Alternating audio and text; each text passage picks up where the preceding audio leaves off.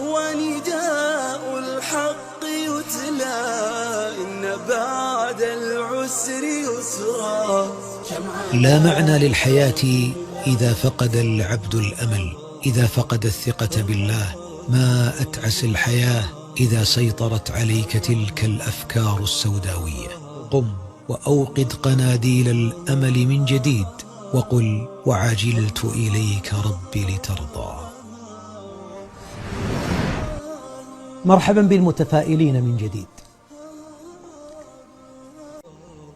قد يأتي بعضنا فيقول ذهب كل شيء، مع أنه لو تلفت حوله وجد أن الذي نقص قليل بالنظر إلى الذي بقي. إي والله، البعض منا يقول: الله لا زال يبتليني، لا زال جل وعلا يبتليني، ماذا صنعت؟ أقول له: كم بقي من النعم لديك يا صاحب الأمل؟ كم بقي من النعم إليك ولديك؟